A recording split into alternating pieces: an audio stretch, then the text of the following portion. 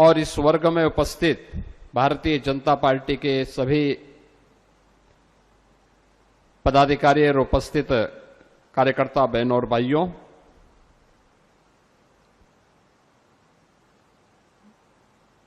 मैं सबसे पहले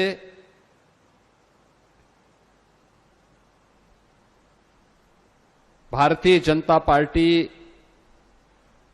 केंद्रीय संगठन के द्वारा दुनिया के सबसे बड़े राजनीतिक दल, जिसने अपनी स्थापना काल के से लेकर के अब तक 50 वर्ष से भी कम समय में दुनिया के सबसे बड़े राजनीतिक दल के रूप में देश के अंदर 22 राज्यों में, केंद्र के साथ साथ 22 राज्यों में अपनी सरकार अपने दम पर, अपने बल पर, अपनी विचारधारा को प्रभावी ढंग से लागू करने की जिस अभियान को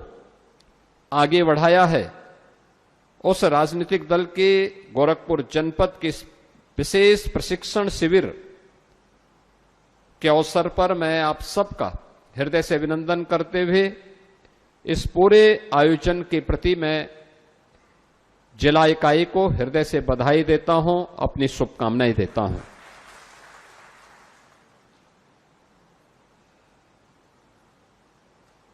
बहनों और भाइयों, हम सब इस बात को जानते हैं कि भारतीय जनता पार्टी देश ही नहीं, दुनिया का एकमात्र ऐसा दल है जिसने हमेशा इस बात की घोषणा मजबूती के साथ की है कि राष्ट्र प्रथम, दल द्वितीय और व्यक्ति का हित अंतिम। राष्ट्र प्रथम के उस भाव के साथ जो भारतीय जनता पार्टी के संस्थापकों ने एक संस्कार भारतीय जनता पार्टी के कार्यकर्ताओं को दिया, आज उसी का परिणाम है कि जब राजनीति में मूल्य और आदर्शों की बात होती है,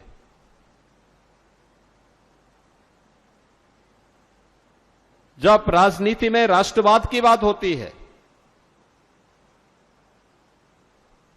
तो भारत के अंदर या दुनिया के अंदर जहां कहीं भी कोई भारतवंशी रहता है,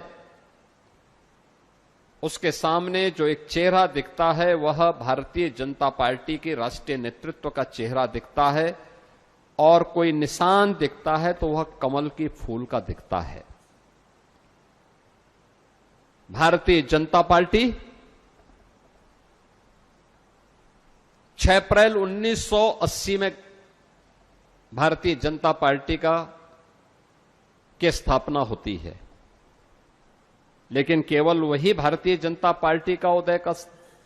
दिन नहीं है। इससे पहले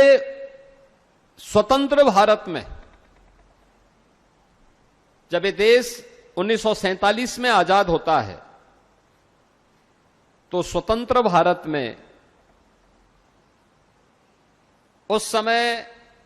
सबसे पहला कार्य हुआ कि एक राष्ट्रीय सरकार का गठन होना है। राष्ट्रीय सरकार,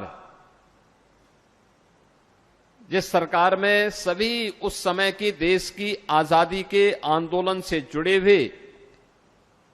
दलों और नेताओं ने मिलकर के उस सरकार का गठन किया था, और पंडित जवाहरलाल नेहरू को देश का प्रधानमंत्री के रूप में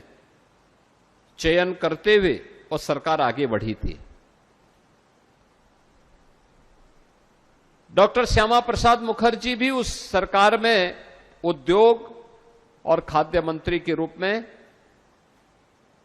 काम करना प्रारंभ किए। अभी सरकार ने कार्य प्रारंभ ही किया था। भारत के संविधान निर्माण का कार्य भी युद्ध स्तर पर चल रहा था। संविधान सभा के अध्यक्ष के रूप में डॉक्टर राजेंद्र प्रसाद जी और संविधान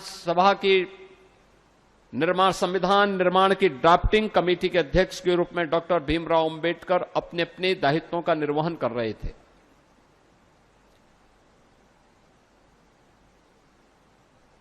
छब्बीस नवंबर 1949 को भारत